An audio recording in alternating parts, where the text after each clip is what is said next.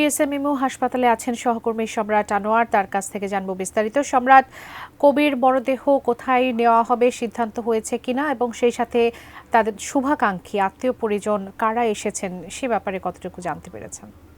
প্রকাশ হওয়ার পর থেকেই কবির যে ভক্ত অনুরাগীরা যারা আছেন, তার দীর্ঘদিনেরই যারা সহকর্মীরা রয়েছেন, বন্ধুপ্রবর যারা রয়েছেন, তারা ইতিমধ্যে এখানে দেখতেই পাচ্ছেন যে ভিড় করেছেন, এবং তারা তাদের মধ্যে অনেকেই এখনো আসছেন, যারা রাস্তায় আসছেন, তারা এইখানে যারা উপস্থিত রয়েছেন তাদের সঙ্গে ফোনে যোগাযোগ করছেন, খোঁজ খবর নিচ্ছেন, কি অবস্থা সে বিষয়ে তারা জানার চেষ্টা করছেন।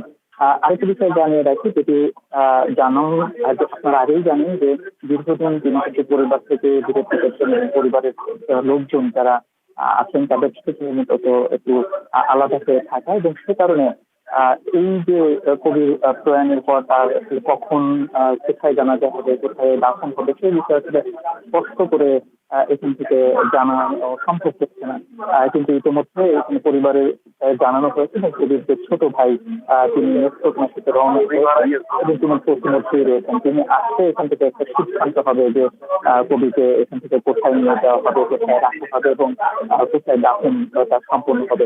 তবে ইতিমধ্যে এখানে বাংলা একাডেমি থেকে বাংলা একাডেমির মহাপরিচালক তারা এখানে এসেছিলেন, এখানে আসার একটি কথা জানিয়েছেন। কিছুক্ষণের মধ্যে তারা পৌঁছে যাবেন, এবং তারা সিদ্ধান্ত নেবেন যে তারা বাংলা একাডেমির পক্ষ থেকে কবিকে যে সম্মাননা প্রদান করা, কিংবা এখান থেকে হয়তো বাংলা একাডেমিতেও নিয়ে যাওয়ার কথা তারা জানাবেন।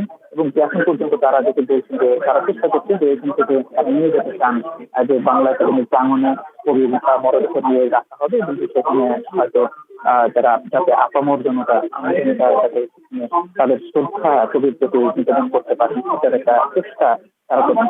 তো আমরা ইতিমধ্যে বিস্তারিত যে খবর জানতে পেরেছি তা মোটামুটি এরকমই। এখন পর্যন্ত এখানে কবির পরিবারের পক্ষ থেকে কেউ আসেনি, উপস্থিত হলে হয়তো বা জানানো যাবে যে পরবর্তীতে কবিকে এখান থেকে কোথায় নিয়ে যাওয়া হবে, এবং তার দাফন কাফনের যে ব্যাপারটা সেটি আসলে কোথায় এবং কয়টা নাগাদ হবে।